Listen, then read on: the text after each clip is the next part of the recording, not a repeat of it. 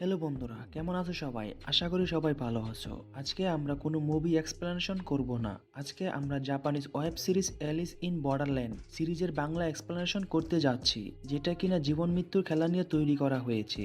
খেলায় যদি কোনো ভুল পদক্ষেপ নেওয়া হয় তাহলে মৃত্যু অনিবার্য। আর সেখান থেকে একদল লোক কিভাবে খেলা শুরু থেকে শেষ পর্যন্ত জিতে তা আমরা আজকে দেখব। শুরুতে আমরা দেখি একজন ছেলে ভিডিও গেম খেলছে। তখনই তার কাছে একজন এসে বলতেছে, ভাইয়া আসলে তুমি অনেক বাজে। আর বলে যে, ভাইয়া তোমার জন্য আমার কোম্পানিতে চাকরির জন্য অনুরোধ করছি। তখনই আমরা জানতে পারি তার নাম আরিসু। আরিসু বলে, তোমাকে আমার জন্য চাকরি খুঁজতে হবে না, আমাকে আমার বাবা সাহায্য করবে। তখন আরিসুর ভাই আরিসুকে বলে, বাবা বলেছে তোমাকে চাকরির জন্য সাহায্য করবে না। তখন আরিসু সেখান থেকে চলে যায়।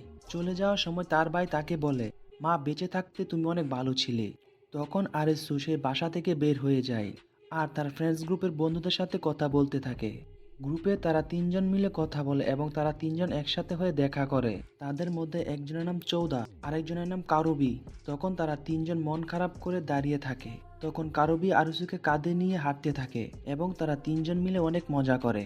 যখন তারা দৌড়ে শপিং মলে যায় তখন তারা পুলিশকে দেখে অন্যদিকে ঘুরে দৌড় দেয় আর তারা ছোট্ট একটি ওয়াশরুমে লুকিয়ে পড়ে।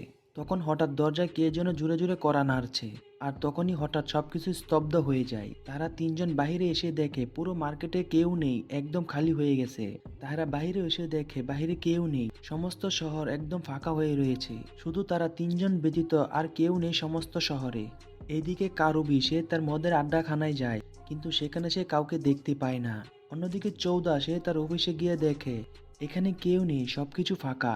আরিসু শহরে রাস্তা দিয়ে দৌড়ে দেখে কেউ আশেপাশে আছে কিনা। তখন তারা একজন আরেকজনকে বলতেছে, তোমরা কি কেউ কাউকে দেখেছো?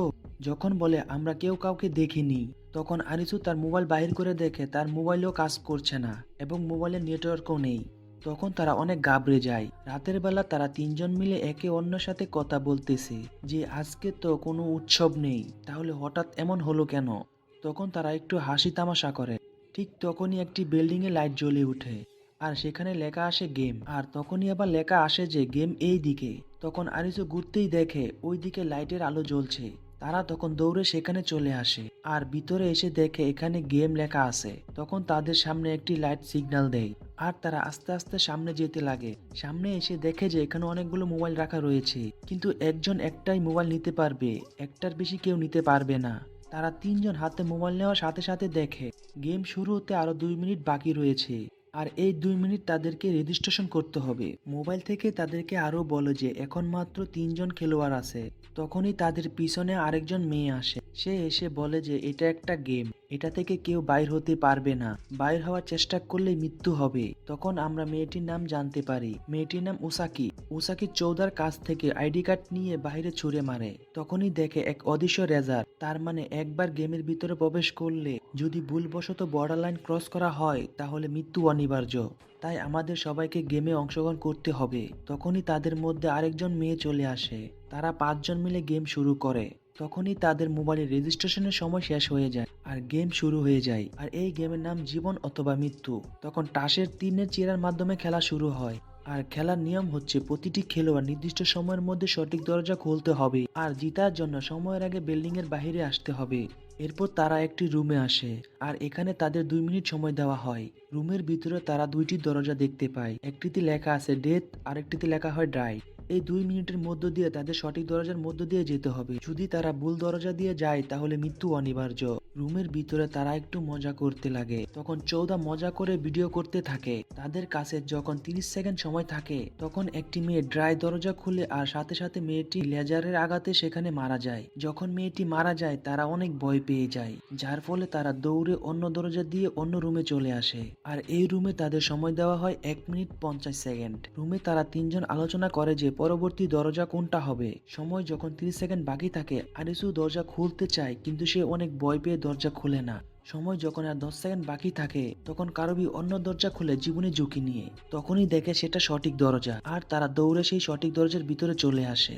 আর এই রুমে তাদের সময় দেয় 1 মিনিট 40 সেকেন্ড। প্রতিটি পদক্ষেপে তাদের 10 সেকেন্ড করে টাইম কমে যাচ্ছে, তার জন্য তারা অনেক ভয় পেয়ে যায়। তখন কারবি আরিসুকে বলে, ভাই কিছু একটা বুদ্ধি বাহির কর। কারবি আরিসুকে অনেক আত্মবিশ্বাসের মাধ্যমে বলতেছে, দেখ ভাই আমি জানি তুই পারবি। কারবি রাগের মাথায় আরিসুকে একটি ঘুষি মারে। তখনই আরিসুর দিমাগের বাতি খুলে যায়। তখন আরিসু চিন্তা করে যে গেম শুরু হওয়ার আগে বাইরে একটি গাড়ি দেখতে পেয়েছিল। গাড়িটির মডেল ছিল BMW 523D এবং একটু চিন্তা করেই বলে সঠিক দরজা ড্রাই। তখন আরিসু দরজা খোলে আর সঠিক দরজাই খোলে এবং তারা দৌড়ে ভিতরে চলে আসে। যখন অন্য রুমের ভিতরে চলে আসে তখন এই রুমে সময় দেয় 1 মিনিট 30 সেকেন্ড। আরিসু তখন রুম মেপে দেখে এটা লম্বায় 6 ফিট আর বলে আমি দেখেছি এই বিল্ডিং এর রুম স্কোয়ার শেপ। তখন আরিসু কলম আর পেপার নিয়ে বিল্ডিং এর ম্যাপ বানিয়ে ফেলে আর তারা ম্যাপ অনুযায়ী সঠিক সময়ে দরজা খোলে এবং তারা পরবর্তী রুমে চলে আসে। তারা পরবর্তী রুমে এসে তারা অনেক খুশি হয়ে যায়। এভাবে ম্যাপ অনুযায়ী তারা সবার শেষের রুমে চলে আসে। শেষের রুমে এসে দেখে ম্যাপ অনুযায়ী শেষের দরজা সঠিকভাবে নেই। তখন আরিসু ভাবে যে সে কিছু একটা মিস করে ফেলেছে। তখন আরিসু বারবার ম্যাপের কথা চিন্তা করে। হঠাৎ তার মনে হলো শুরুতে তার বন্ধু একটি ভিডিও বানিয়েছিল। তখন সে ভিডিওটি দেখতে লাগে এবং ভিডিও দেখে আরিসু সঠিক দরজা খুলতে পারে। কিন্তু দরজা খোলার পর চৌধা সঠিক দরজার ভিতরে যেতে 1 সেকেন্ড লেট করে ফেলে, যার ফলে তার পায়ে আগুন লেগে যায়। যখন তারা সঠিক রুমে চলে আসে তখন এই রুমে সময় থাকে 10 সেকেন্ড আর এই 10 সেকেন্ডের ভিতরে তারা সঠিক দরজা খুলে বাইরে চলে আসে। বাইরে এসে দেখে টেবিলে একটি টাস পড়ে আছে আর দেখে এটা টিনের চিরা এবং তাদেরকে নেক্সট লেভেলের জন্য স্বাগতম জানানো হয়েছে। তখনই তাদের সামনে একটি লোক আসে আর লোকটি সেখানে অদৃশ্য লেজারের আঘাতে মারা যায়। কিন্তু সেকেন্ড রাউন্ডের প্রস্তুতির জন্য তাদেরকে 3 দিন সময় দেওয়া হয়েছে।